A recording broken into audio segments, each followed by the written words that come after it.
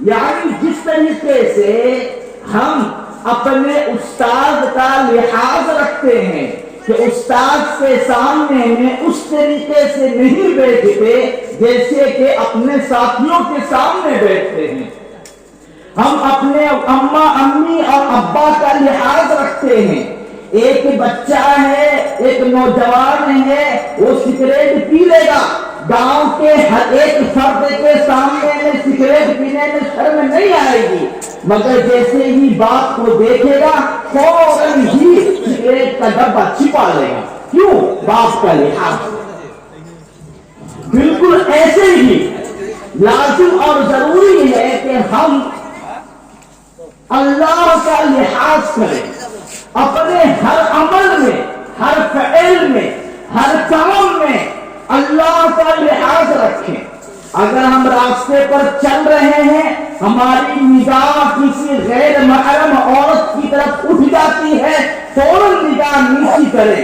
اگر کوئی لڑکی راستے پر چل رہی ہے، اگر اسے کوئی ہینڈسم بڑا لڑکا نظر آ جاتا ہے، فوراً نگاہ نیچی کریں. اللہ کا لحاظ. دکان پر بیٹھے ہوئے ہیں، دکانداری کر رہے ہیں، گاہک کا کوئی زائد پیسہ رہ گیا، گاہک چھوڑ کر جا رہا ہے بھولے سے، فوراً اسے بلائیں. اللہ کا لحاظ.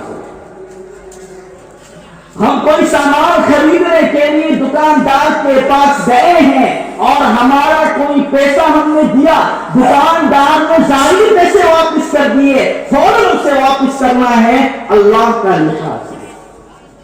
ہر کام میں، ہر فعل میں، جس کام کو بھی کرے اس سے پہلے ہمیں یہ سوچنا ہے کہ اللہ ہمیں دیکھ رہا ہے، اللہ کا لحاظ رکھنا ہے. اسی کا نام تقوی ہے. سوال یہ ہے کہ تقوی کیوں فرض ہے؟ اللہ نے تقوی کو فرض کیوں کیا؟ اس کا مقصد کیا ہے؟ جواب ہمیں قرآن پاک خود دیتا ہے. یا ایھا الذین آمنوا اتقوا اللہ حق تقاته ولا تموتن الا وانتم مسلمون. کہ اے مسلمانوں، اے ایمان والو، اللہ کا لحاظ رکھو جیسا رکھنا چاہیے، اور یاد رکھو ایمان کی حالت میں ہی مرنا، بغیر ایمان کے اللہ کے پاس مت جانا. مطلب یہ ہے، سمجھ میں آتا ہے کہ تقوی اختیار کرنے کا مقصد یہ ہے کہ آدمی کی موت ایمان کی حالت میں ہو.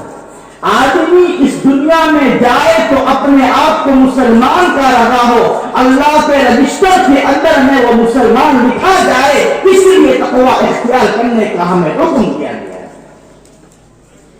اب سوال یہ ہے کہ تقوی آئے گا کیسے؟ تقوی کیا ہے؟ تقوی کیوں ہے؟ تقوی کیسے ہے؟ اب اس کا جواب آپ کو ہم دینے جا رہے ہیں. ہم نے سمجھ لیا تقوی کہتے کس کو ہے، تقوی اللہ نے فرض کیوں کیا ہم نے یہ بھی سمجھ لیا. اب ہمیں یہ جاننا ہے کہ جب تقوی اتنی ضروری چیز ہے، جیسے کہ نماز ہے، نماز ضروری چیز ہے. ہم چھوٹے چھوٹے بچے کو بھی نماز سکھاتے ہیں، ہم چھوٹے چھوٹے بچے کو بھی سورہ فاتحہ یاد کراتے ہیں، سجدہ کرنا سکھاتے ہیں، رکوع کرنا سکھاتے ہیں، اتحیات درود شریف پڑھاتے اور سکھاتے ہیں. کیوں؟ اس لیے کہ نماز فرض ہے. تو بالکل ایسے ہی تقوی اختیار کرنا یہ بھی فرض ہے، اور اسے بھی سیکھنا پڑے گا، اس کی بھی پریکٹس کرنی پڑے گی.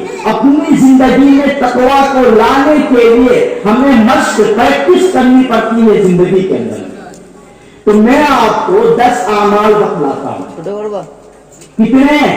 10 اعمال بتلاتا ہوں، 10 طریقے بتلاتا ہوں. ان 10 پر ہم آج سے ہی مشق شروع کر دیں، انشاءاللہ ہماری زندگی کے اندر تقوی آئے گا، اور ہماری موت اس حال میں ہوگی کہ ہم اللہ کے رجسٹر کے اندر مسلمان کہلائیں گے. آئیے سب سے پہلی چیز، پہلا عمل جس کی وجہ سے انسان کی زندگی میں تقوی ہوتا ہے اور انسان ایمان کی حالت میں مرتا ہے، وہ یہ ہے کہ غیر محرم